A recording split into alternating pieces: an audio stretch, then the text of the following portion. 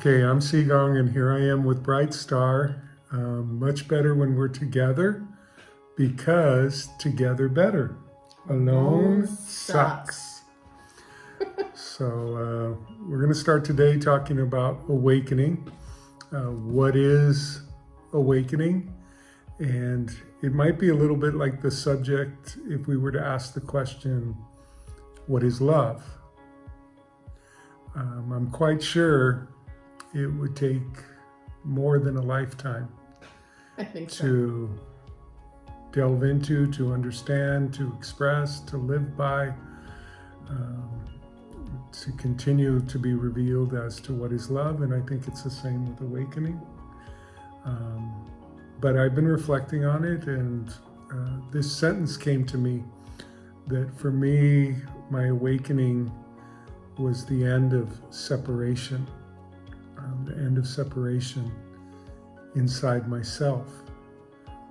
I spent most of my life maybe not knowing who I truly was. We start off in life with this idea that we're based on this question that we're asked, which is, what are you going to be when you grow up? And I think that puts fear in us, like I have to be someone. And who am I? You're not someone already. You're not someone already. And so we begin this process of trying to become someone worthwhile.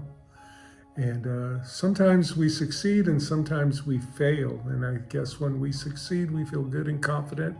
When we fail, we feel inconfident and depressed and unsure of ourselves. And it begins this process of a lifelong anxiety based on the person that you're always trying to be and that you're always trying to become. And meanwhile, all along, that person is changing. And so it's never anyone solid. It's the creation of this ego identity.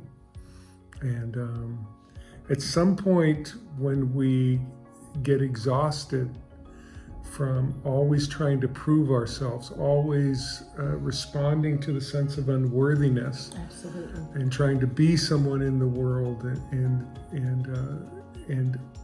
no matter what we accomplish, no matter what we acquire, we still come around to this feeling of emptiness, like maybe I'm not really something, maybe I'm not really worthwhile. And it's one of our deepest fears. It's one of our deepest fears, is unworthiness. that we're unworthy.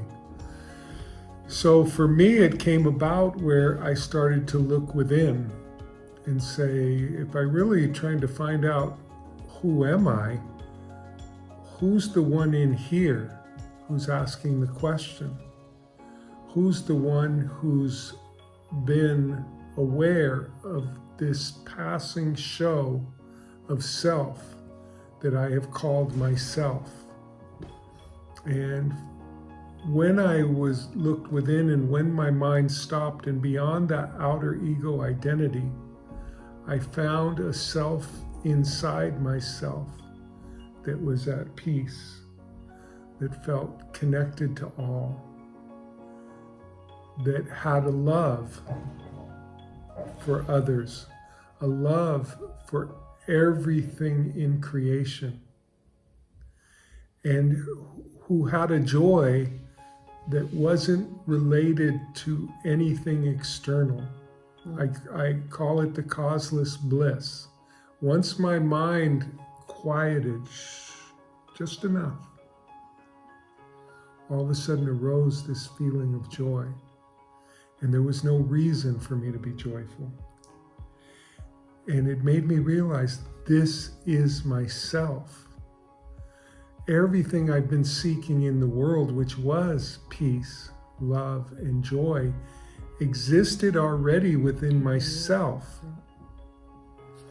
And I made that transfer from being centered in my ego identity to being centered in my true and essential self. And now this outer self,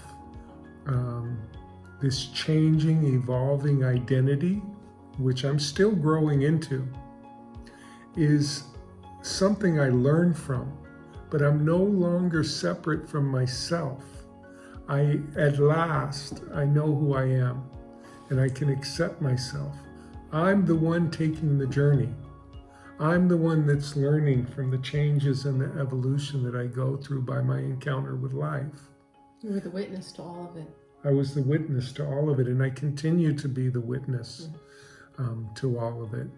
And so there's no longer a division. Rather than be a human being who's having this spiritual experience, who experiences this peace, this greater love, this greater joy, and then watches it flitter away as I return to my ego identity.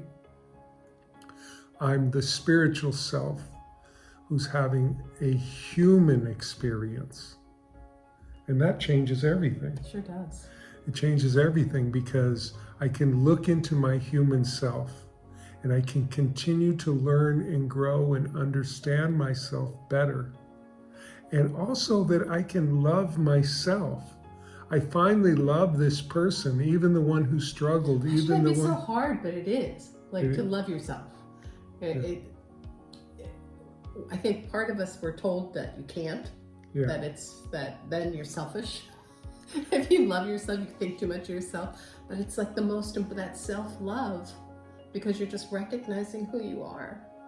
Absolutely. And I think your broken self or your ego self doesn't feel worthy enough to love itself because it already knows of its inherent flaws and the mistakes that it's made and the injuries that were done to it and that made it feel even more worthless. In other words, if my parents didn't take care of me, I must have not been worth anything. If people abused me, I must have not been worth anything. And just confirm that deepest fear over and over. Right? Yeah, and then I did things that were unjust to others, so then that fortified my lack of confidence in myself. So if somebody comes along to that self and says, love yourself, then that self goes, how can I love myself? Look what I've done, look what I've been.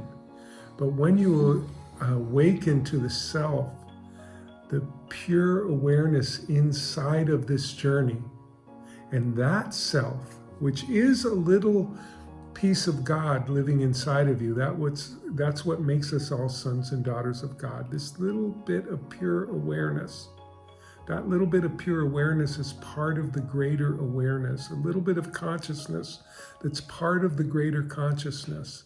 It's like we're a little drop in the ocean, and we're in the ocean, but the ocean is also within us. Yeah. And when that self looks at this outer self, it can say, I love you and I forgive you. And also it can look at others who have harmed it and say, I also love you and can forgive you.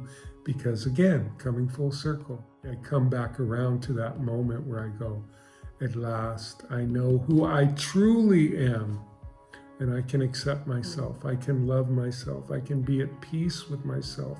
I can take joy in being, not related to any outer condition of my thoughts, emotions, and desires, which continue to come and go and pass, or any of the circumstances in life, because life teaches you that you can't control outer circumstances and you can't control others.